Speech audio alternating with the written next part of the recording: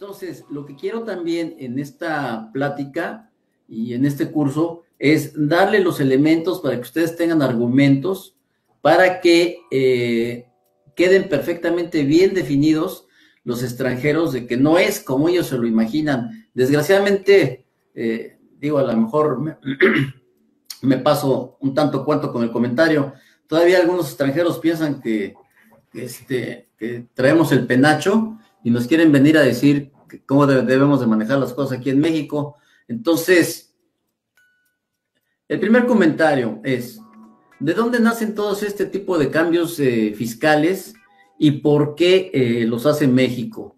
Bueno, les quiero comentar, para muchos que no lo saben, México pertenece a la OCDE, que es la Organización para la Cooperación y el Desarrollo Económicos, la cual está encargada de hacer una serie de estudios en todos los países que son miembros, que andaban entre 90 y 130 países que son miembros, en cuanto a cuáles son precisamente las áreas que están más débiles en el aspecto de pago de impuestos en todos estos países.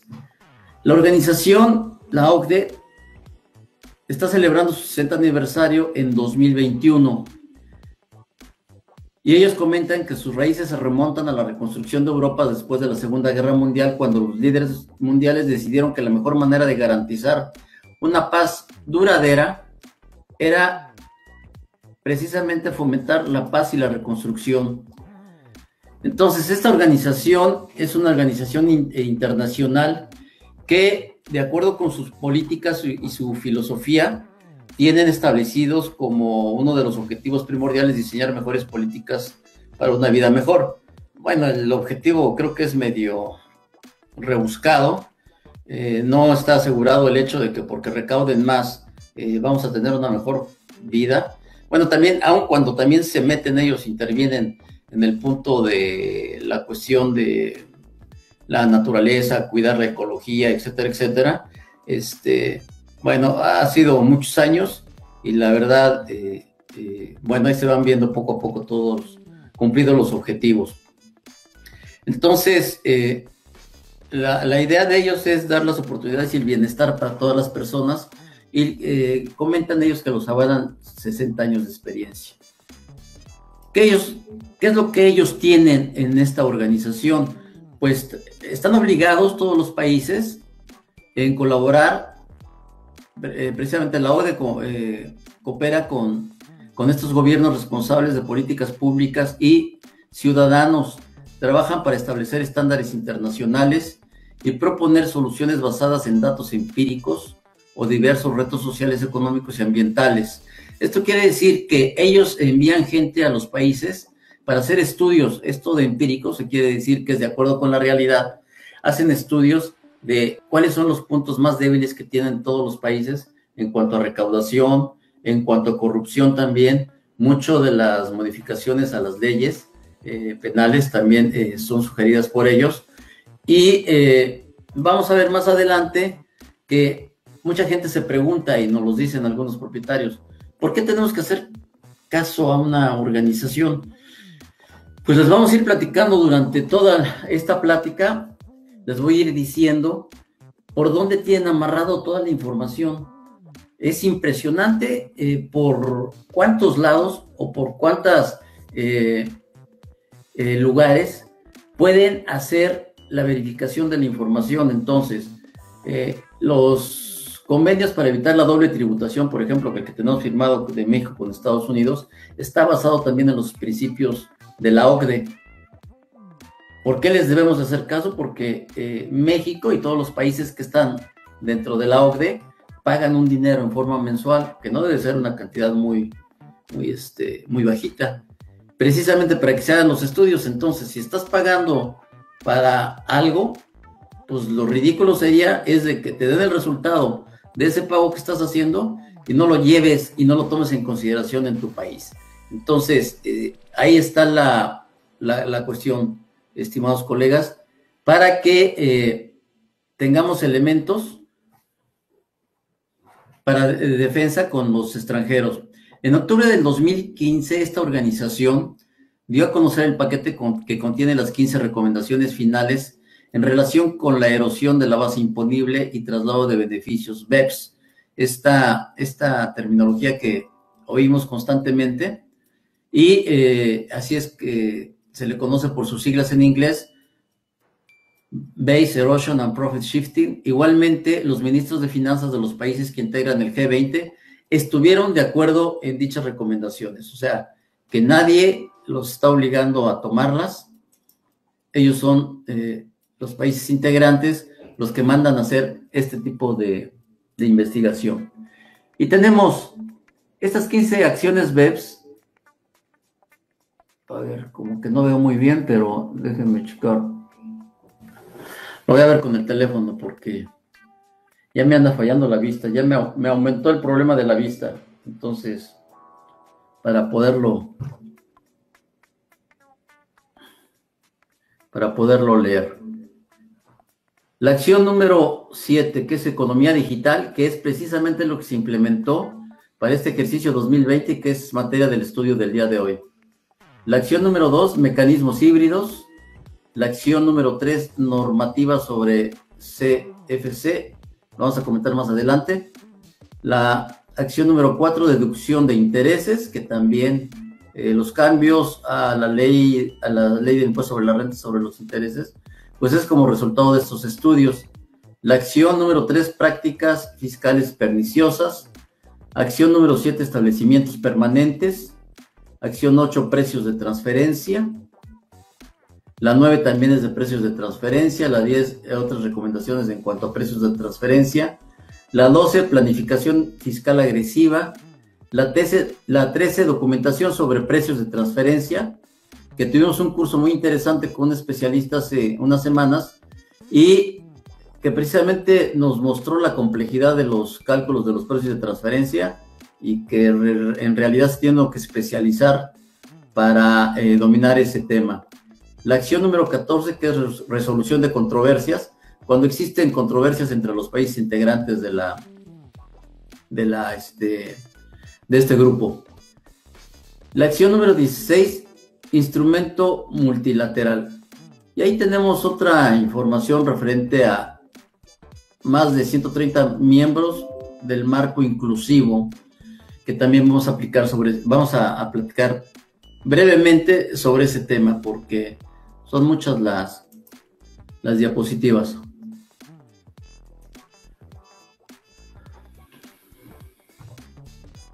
Tenemos aquí que los miembros del marco inclusivo han desarrollado un plan de trabajo con el objetivo de...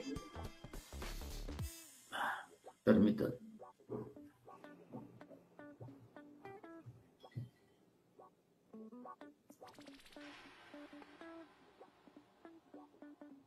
Con el objetivo de solucionar un acuerdo en 2020 que garantice una solución a largo plazo a los desafíos sociales que plantean la digitalización de la economía. El plan de trabajo contempla 2 pilares. En el marco del primer pilar se experimentarán alternativas para determinar la reasignación de derechos fiscales, normas de anexo y atribución de beneficios. En el contexto del segundo pilar, que intenta abordar las cuestiones que quedaron pendientes del proyecto BEPS en la OECD y el Grupo 20, se trabajará en el diseño de normas tributarias que garanticen que los grupos multinacionales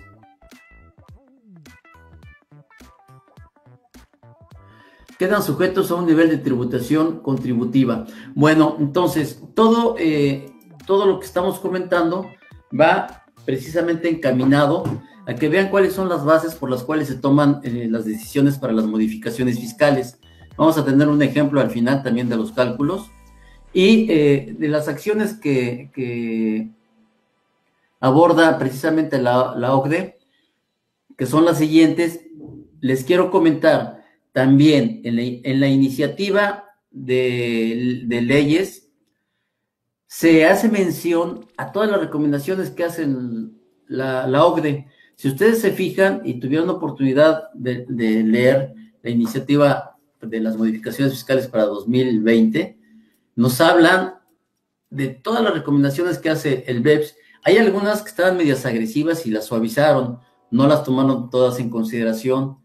Ese tipo de recomendaciones las vamos a ir checando y las vamos a ir comentando en el transcurso de esta plática. Entonces, estas son algunas de las acciones que propone la OCDE en el BEPS. Abordar los retos de la economía digital para la imposición. Pues ya se abordó. ¿Cuál era la problemática con la economía digital? Les voy a poner nada más un ejemplo. Se venden y se hacen operaciones comerciales vía estas plataformas digitales, que no son más que algunos programas que se ponen, lo que dicen algunos, en las nubes, que son servidores que están especialmente instalados en algunos lugares claves, y en los cuales gente muy abusada, como es chino de Alibaba, Amazon y todo este tipo de plataformas, pues desarrollan una serie de programas para que tú puedas hacer tus compras vía estas plataformas digitales. Pero ¿qué es lo que estaba sucediendo? Estaba sucediendo algo que era inequitativo. Una situación que la mayoría de las operaciones no eran gravadas por impuestos. Nada más por poner el ejemplo, vamos a poner el ejemplo de los hoteleros. Los hoteleros pues pagan mantenimiento, tienen un equipo de camaristas que se llama ama de llaves, tienen el equipo de teléfonos que ya va cambiando, tienen equipos especializados para dar servicio, tienen mantenimiento, administración, la gerencia, ventas, mercadotecnia, una serie de departamentos, los cuales son muy costosos para mantener el hotel en buenas condiciones, tanto de operación como de imagen física. Y llega una nueva plataforma en la cual se están vendiendo condominios como si fueran propiedades hoteleras. O sea, yo te vendo mi condominio 2 días, que puedes utilizarlo, y te cobro una tarifa bastante alta, que no hay ni siquiera una comparación con si lo estuvieras tú rentando en forma mensual. En forma mensual lo puedes rentar, ¿qué les parece bien? Una buena propiedad, 15, 20 mil, 30 mil pesos, pero rentando por días tus condominios, de acuerdo con las instalaciones que tengas, pues los puedes rentar hasta en 2,000, 2,500 pesos diarios. Y esto ya te representaría un ingreso de 60,000 pesos comparado con 30 o 20 que puedas sacar por la otra vía. Pues es una diferencia bastante importante. Entonces, dándose cuenta de que no estaban pagando esta gente impuestos, pues la OCDE le llama la atención a los países y les dice, oye, tenemos este problema. Tienen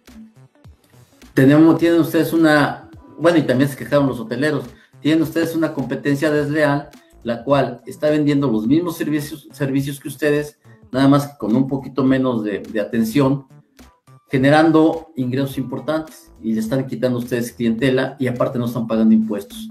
Entonces, vamos a ver cuáles son las obligaciones del pago de estos impuestos más adelante, pero este mismo criterio y esta misma filosofía para el cobro de impuestos es aplicada para el transporte de los taxis, el Airbnb y otras plataformas que vamos a comentar aquí. Entonces, dentro de las recomendaciones de la OCDE es neutralizar los efectos de los instrumentos híbridos, el refuerzo de la normatividad sobre la CFC, limitar la erosión de la base imponible por vía de deducciones en el interés y otros pagos financieros, combatir las prácticas tributarias perniciosas teniendo en cuenta la transparencia y la sustancia, impedir la utilización abusiva de convenios, de nueva cuenta, poner freno al traslado de beneficios mediante el movimiento de activos intangibles entre miembros del grupo. Se acostumbraba mucho en compañías internacionales de que, ¿qué hacen? Bueno, yo mando mis ingresos a un país en donde la tributación sea baja, sea mucha más baja que en México, y allá grabo mis impuestos, pago muchos menos impuestos. Ah, y adicionalmente querían que los gastos que hacían allá, como lo ponían como sucursal, fueran deducibles aquí en México. Entonces también vemos que eso ya no está permitido, ya está también bien vigilado. Muchos se preguntarán y dirán, pero es que, ¿cómo se pueden dar cuenta? Como muchos extranjeros lo han comentado, ¿cómo se van a dar cuenta de que yo estoy ingresando dinero aquí en México que me están pagando por la renta de mi condominio durante los 6 meses, 7, 8, 10, que no lo ocupo? Yo nada más lo ocupo 1, 2 o 3 meses durante el año y todo lo demás es negocio para mí. Me pagan mi ingreso y no pago impuestos. ¿Cómo es posible que me detecten? Vamos a verlo. Que una empresa del grupo acumule un capital que no sea parejo a su nivel de riesgo, por lo que será necesaria la adopción de una normativa especial de precios de transferencia. Asegurar que los resultados de los precios de transferencia están en línea con la creación de valor. Establecer metodologías para la recopilación y el análisis de datos sobre la erosión de la base imponible y traslado de beneficios y sobre las acciones para enfrentarse a ella. Exigir a los contribuyentes que revelen sus mecanismos de planificación fiscal agresiva. Esto de exigir a los contribuyentes, lo hemos comentado constantemente en todas las pláticas que tenemos acá en el colegiado. Y hemos dicho, el SAT y la Secretaría de Hacienda y mucha gente del gobierno, yo no sé qué pasó. Algún contador se llevó al baile por ahí, algún presidente o algún secretario.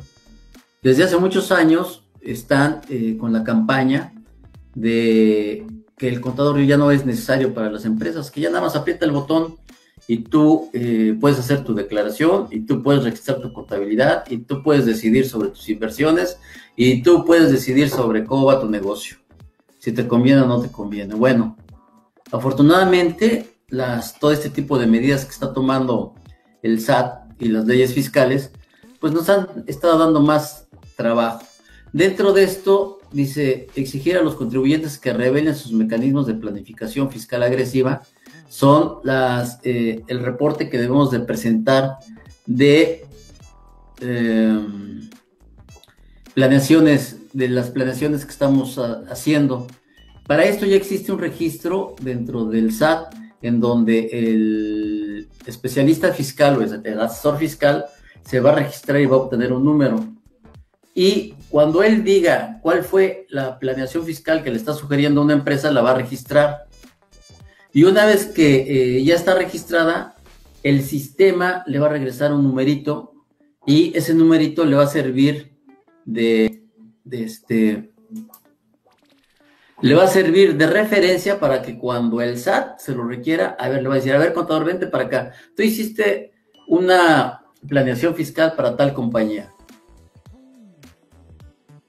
Hiciste una planeación que nosotros conocemos como esquemas reportables y que tú tienes la obligación de avisarnos a nosotros en la plataforma que para los efectos estamos instalando y no te registraste en buen. Entonces, bueno, ahí van a venir las penas. Este es el ejemplo del caso 2. Reexaminar la documentación sobre precios de transferencia. Ya lo habíamos comentado que precios de transferencia es bastante complejo. Hacer más efectivos los mecanismos de resolución de controversias cuando hay problemas entre los países en cuanto a recaudación.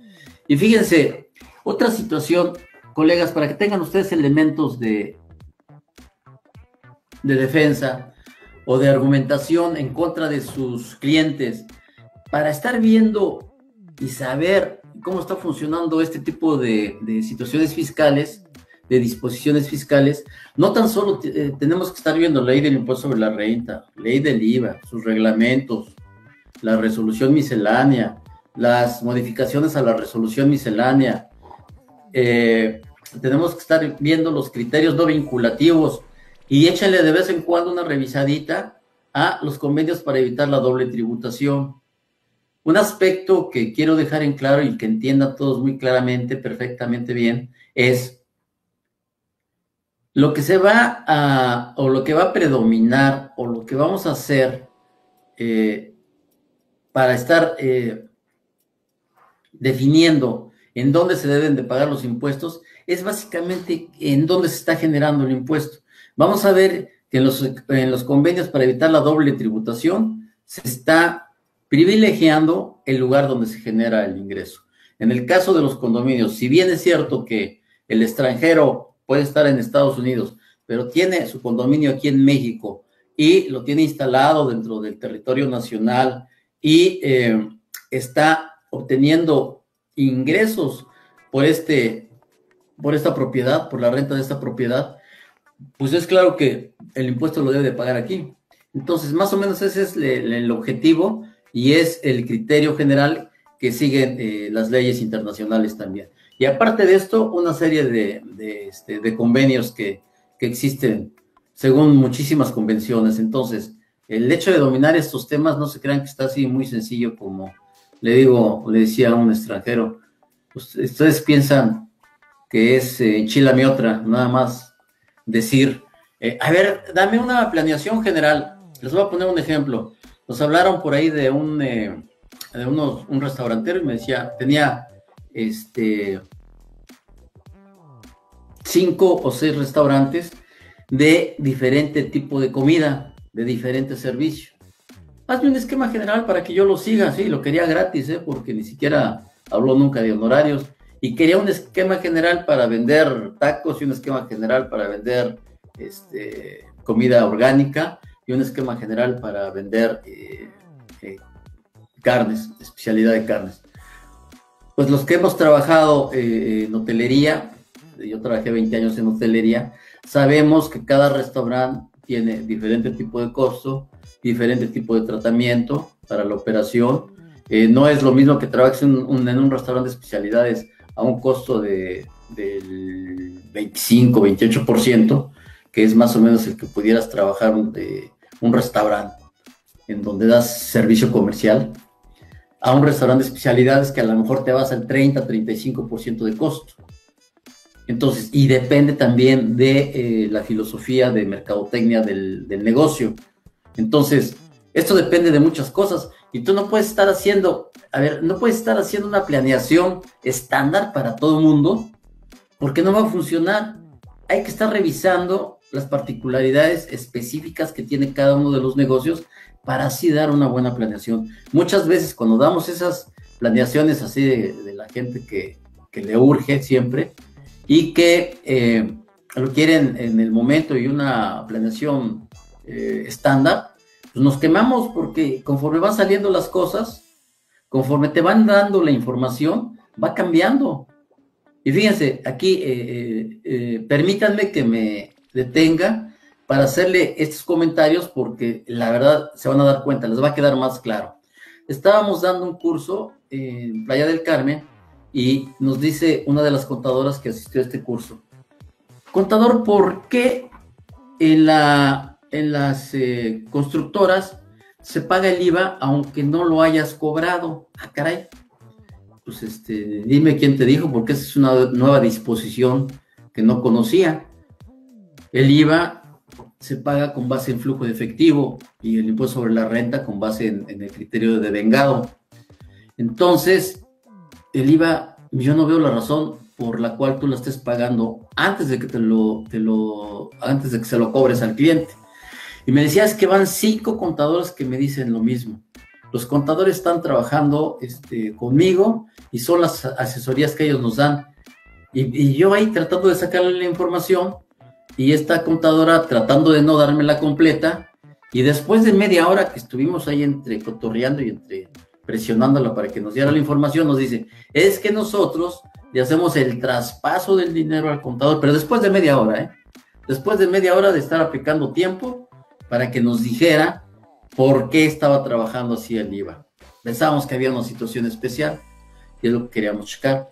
Y me dice, es que son 5 contadores los que nos han dicho este criterio y lo que hacemos es que el IVA, cuando hacemos el contrato con la constructora, hacemos el proyecto general y se le manda la factura a lo mejor por un 50% al cliente y la factura la tiene el cliente, pero en el momento que hacemos la factura en ese mes se debe de pagar el IVA porque le traspasamos el dinero al contador. Entonces el contador está jineteando la lana, imagínense lo que le saca. Si es una construcción bastante grande, lo que le saca ese dinero en ese lapso de aquí a que tenga que pagar todo el IVA. Entonces, Es lo que les digo, no podemos estar dando algunas planeaciones fiscales si no te dan la información completa y después te la van diciendo así como se las va sacando como que a fuerzas. Entonces, mucho cuidado cuando se dé una planeación. Por eso, luego a veces pensamos que algunos abogados o algunos contadores somos sangrones por el hecho de que no queremos dar la planeación en ese momento, pero ¿cómo vas a dar algo y después van a decir, ay, ese contador ni sabía y me dio esa planeación? Pues sí, pues es que la están pidiendo al Viva México en forma urgente y pues es por apresurarse también. Entonces, hacer más efectivos los mecanismos de resolución de controversias, como punto 14 y el 15, desarrollar un instrumento multilateral, que es un cuadernito que tengo por ahí, que si nos da tiempo, se los enseño al final, que lo tengo aquí dentro del material que manejamos para esta exposición, y para que vean todo lo que tenemos que checar. ¿Por qué tenemos que checar toda esta información? Porque a lo mejor va a ser bien importante para saber de dónde vienen los criterios, hacia dónde van, cómo los adopta el Estado mexicano, cómo los representa dentro de los cambios a las leyes fiscales y a lo mejor cómo pudiéramos en determinado momento ejercer una defensa fiscal sobre el tema. Tenemos entonces la visión global del paquete BEPS en la acción 1, abordar los retos de la economía digital para la imposición. Y van a ver que mucho de lo que se dice aquí, mucho de lo que se escribió en la OCDE, está en la exposición de motivos de las modificaciones a las leyes fiscales para 2020. Y ahí es donde toman como base esta serie de sugerencias que hace la OCDE. El informe de la acción 1 concluye que no es posible delimitar con precisión la economía digital, dado que hoy en día esta tiende a confundirse con la propia economía en su conjunto. El informe analiza los riesgos BEPS, que es la base de erosión de la base, que se ven exacerbados en la economía digital y presenta el impacto esperado de las medidas desarrolladas a lo largo del proyecto BEPS. Se han elaborado normas y mecanismos de implementación dirigidos a facilitar la recaudación del impuesto sobre el valor añadido, pues el IVA, en el país donde se encuentra el consumidor en los supuestos de transacciones transfronterizas de empresas a consumidor, B2C, por sus siglas en inglés. Estas medidas tienen como objetivo garantizar la igualdad de condiciones entre proveedores internos y extranjeros y facilitar una recaudación eficiente del IVA devengado en dichas transacciones. Entonces, si nosotros vemos las recomendaciones de la OCDE, hablan mucho ellos de que dicen, queremos que todos tengan un piso parejo, que no nadie lleve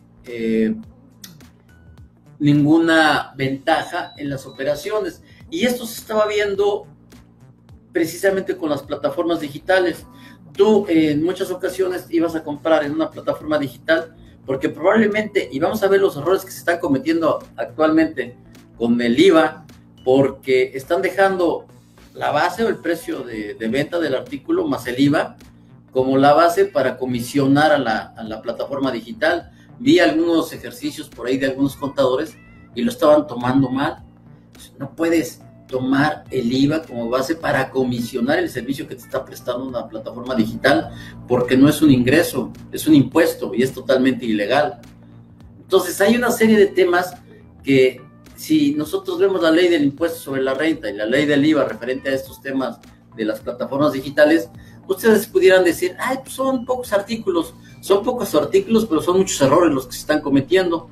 Entonces, más vale tener cuidado de cómo estamos trabajando y cómo vamos a hacer las cosas. Por eso, ahorita vamos a tratar, y el material está preparado precisamente para que todas esas dudas, todo el manejo, lo conozcan ustedes perfectamente bien. Y adicionalmente, como no podemos ver al 100% el material, les voy a decir dónde está el material para que lo puedan checar. Ya sé que a algunos no les va a gustar, van a decir, ay, ¿cómo contador? Sí, pero no se puede ver todo, no se puede leer un libro de 400 hojas de las sugerencias de la OCDE. Acción número 1, abordar los retos de la economía digital para la imposición, o sea, continúa en cuanto a plataformas digitales. Se han descrito y analizado diversas opciones técnicas para tratar con los desafíos fiscales generalizados que plantea la economía digital, como los relativos al nexo y a los datos. Tanto los desafíos como sus posibles soluciones tocan pilares fundamentales del actual régimen fiscal de actividades transfronterizas y además requieren un trabajo adicional que excede el alcance del BEPS, y es por ello que los países de la OCDE y del G20 han decidido hacer un seguimiento de los avances y revisar y analizar la información que con el tiempo vaya haciéndose pública. Sobre la base del futuro trabajo en seguimiento, se decidirá si es preciso seguir trabajando sobre las opciones discutidas y analizadas. Esta determinación se basará en una consideración amplia sobre la capacidad de los estándares internacionales vigentes para dar cuenta de los desafíos que plantean los desarrollos de la economía digital. Entonces, sí estaba muy confundida lo que es la economía digital y se les presentaban muchas dudas de decir, ¿cómo agarramos el toro por los cuernos? ¿Cómo lo vamos a grabar? ¿Cuáles son las disposiciones que vamos a establecer para no confundir a la gente, no entrar y no trastocar el derecho de otros países, respetar cada uno de los derechos de los países en donde se impongan estas disposiciones para evitar precisamente problemas de interpretación entre los países? Vamos a hablar entonces ya de lo que es la economía digital. Es importante que se entienda. Mucha gente, también dentro de la economía digital puede haber un mundo de confusión. Vamos a ver que diferentes plataformas dan servicios muy variables y que no son los mismos unos que los otros. Unos sí pagan impuestos, otros no pagan impuestos. ¿Cuáles son los que va a grabar o cuáles son los que están establecidos dentro de la ley del impuesto sobre la renta y la ley del IVA para que sean grabados a partir del 2020? La economía digital se caracteriza por basarse como ninguna otra en activos intangibles.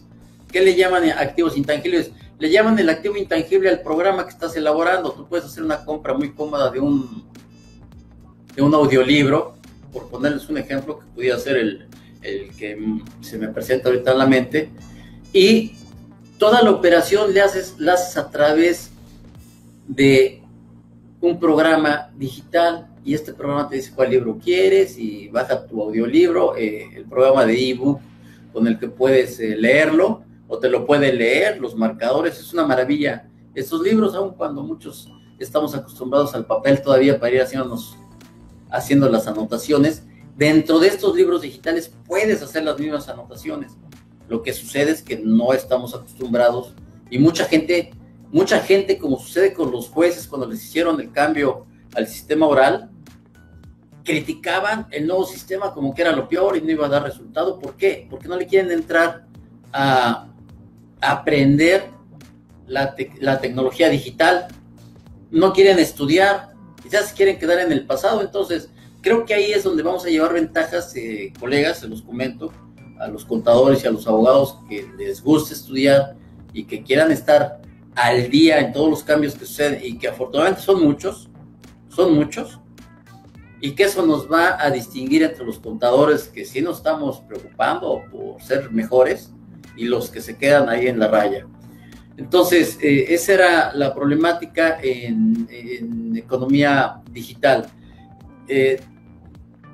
Mucha gente no lo entiende, y a muchos les platicas, no, pues que en la nube, y piensan realmente que la información está en la nube. No saben que son unos servidores que están establecidos. Unos servidores son unos cajones muy grandes donde están todos los discos, donde se maneja la información de toda la gente que guarda su información. En lugar de tener información aquí en la computadora en un disco duro, la tengo en unos super discos que tiene Microsoft, y que regularmente tienen 2 respaldos, en donde operas regularmente, uno en un país y otro lo ponen en otro lado, en otro estado. ¿Para qué? Para que se les truena uno, y se le llama un sistema de espejo, que conforme estás operando un respaldo, en forma inmediata se te está haciendo otro respaldo con la misma información, o sea, lo tienes empatado. Si se te llega a tronar un servidor, el otro comienza a funcionar en forma inmediata con la misma información que tenías. Entonces, esto es maravilloso, te da muchísima confianza para todos aquellos que no tienen confianza en que funcione bien guardar tu información dentro de lo que conocemos como la nube. Ahora, es uno de los lugares más seguros porque tienen muchísima seguridad para la información. Claro, sabemos que hay miles de hackers que están forma diaria en estar fastidiando y en estar viendo a ver cómo pueden hackear la información de estos servidores, pues para hacer mal uso de ellos, para hacer negocio, etcétera, etcétera.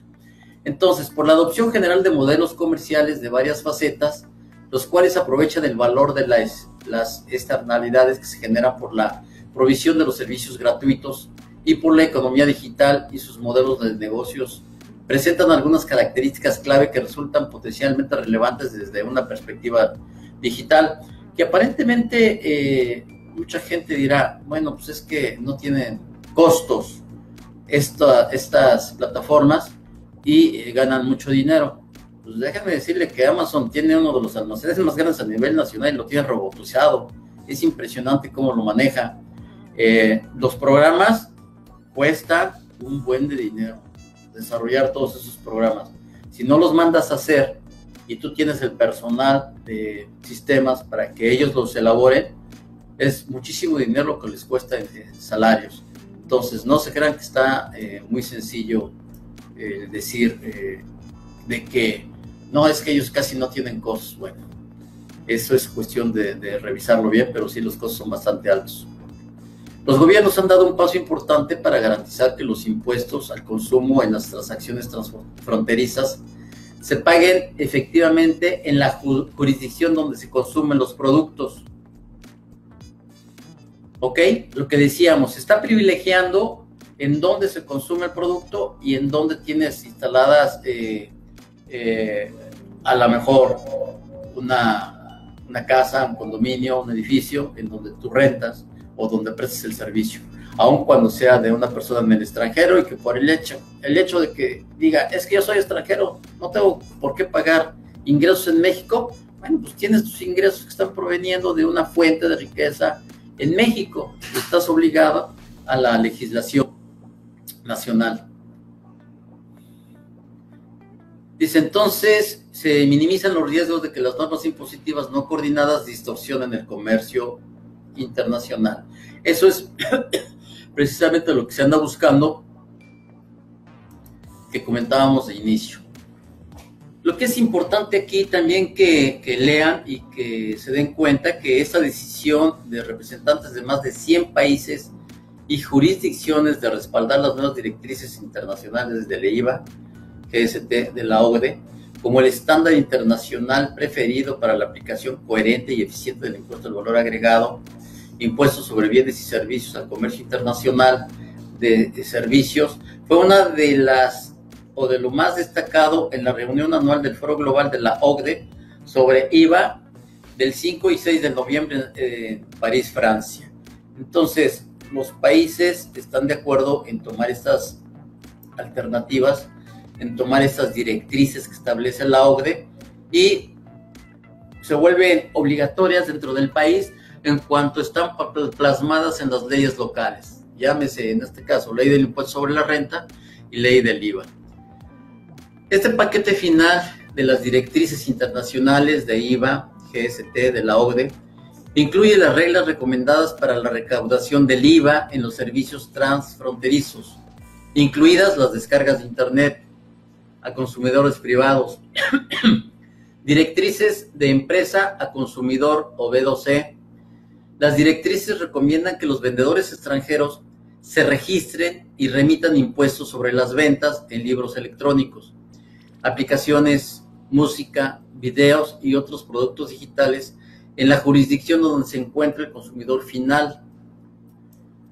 Las directrices incluyen también un mecanismo recomendado para garantizar la recaudación efectiva del IVA por parte de las autoridades fiscales de los vendedores extranjeros, lo que ayuda a que los gobiernos a proteger los ingresos del IVA y nivelar el campo de juego entre proveedor nacional y extranjero, lo que hablábamos hace unos momentos.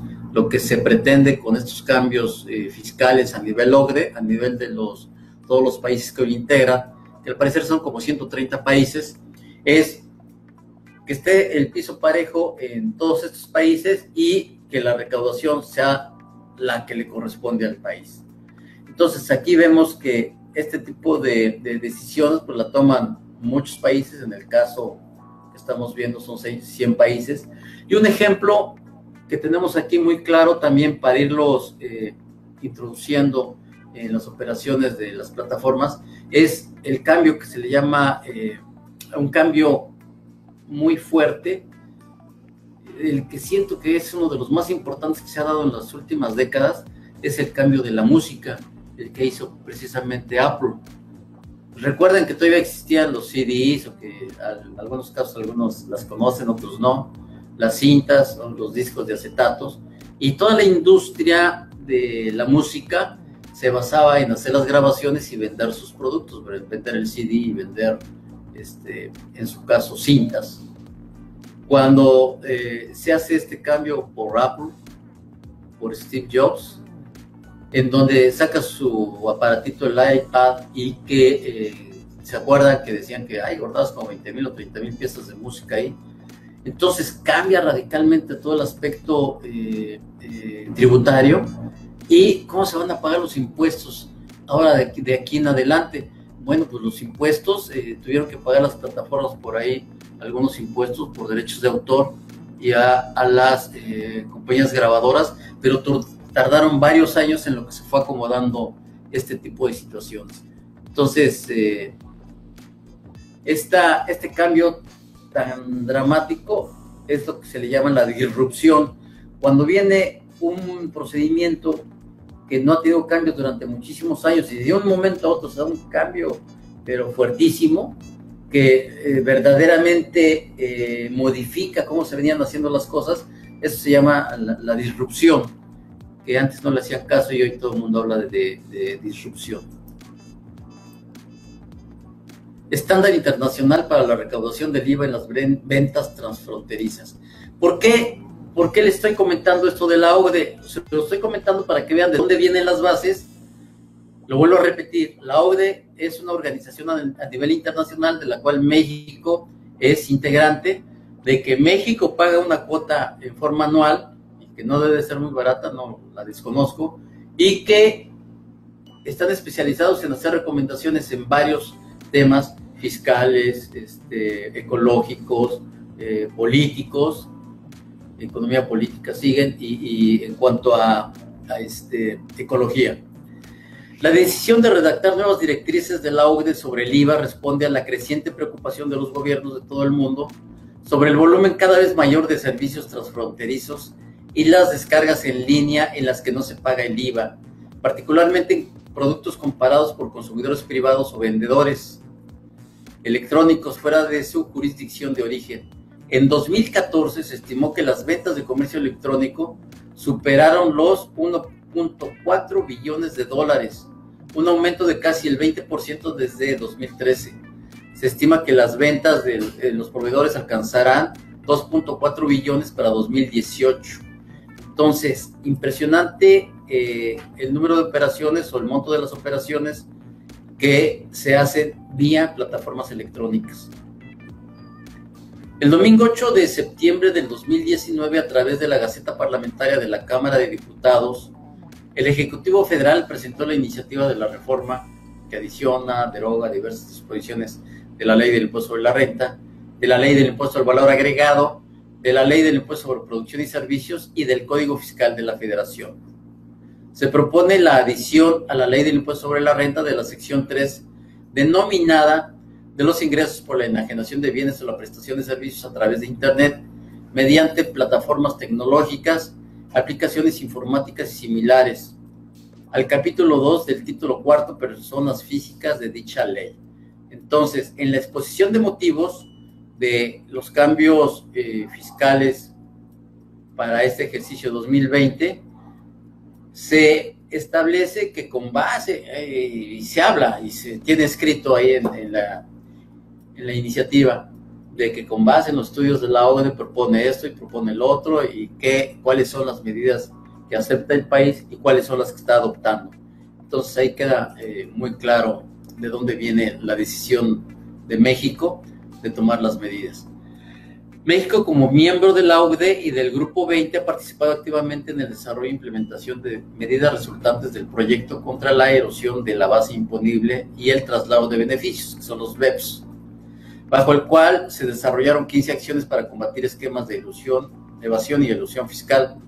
Esto busca combatir las estrategias de planificación fiscal utilizadas para cambiar de manera artificial los beneficios económicos a lugares de escasa o nula tributación, lo que permite casi eludir por completo el pago del impuesto sobre la renta en México. Entonces, este es parte de la exposición de motivos en la cual se basan los cambios a la ley del impuesto sobre la renta. Atiende a las recomendaciones de la OCDE, específicamente la acción 1, que ya les leímos hace un momento, del proyecto BEPS, abordar los desafíos fiscales planteados por la economía digital. La normatividad fiscal debe de adaptarse para tener en cuenta las características específicas de las actividades de la economía digital y evitar la erosión de la base imponible y traslado de beneficios. El consumo colaborativo o economía colaborativa es aquella en la cual se involucran operaciones para el acceso a bienes y servicios en línea, siendo uno de los principales cimientos de la economía digital. Originalmente en estos estudios de la OCDE se le conocía como economía colaborativa, lo empiezan a denominar como economía colaborativa, y ya últimamente se le está dando el nombre de economía digital. La aparición de nuevas empresas que proporcionan a los consumidores acceso a una amplia gama de bienes o servicios a través de una plataforma tecnológica, actuando en muchos casos como intermediarios para facilitar las transacciones.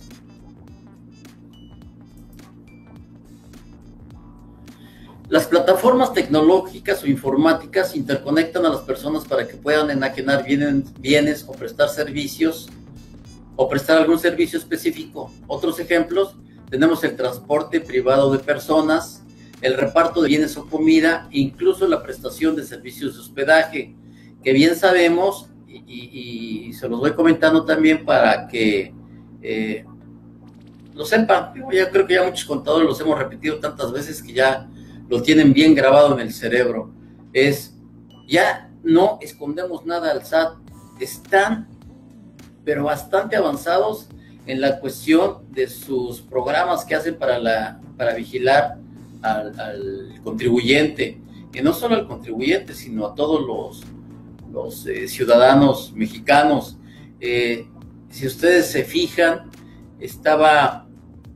fíjense, dentro de la propuesta de la OCDE se hablaba de que en el caso de que no hicieran caso a algunas plataformas de hacer la retención del impuesto y de registrar su registro, de registrarse ante el SAT, obteniendo el registro federal de contribuyentes a través de un representante legal, se le podía se podía tomar como medida el acceso a la IP, se le iba a bloquear el acceso a la IP de México.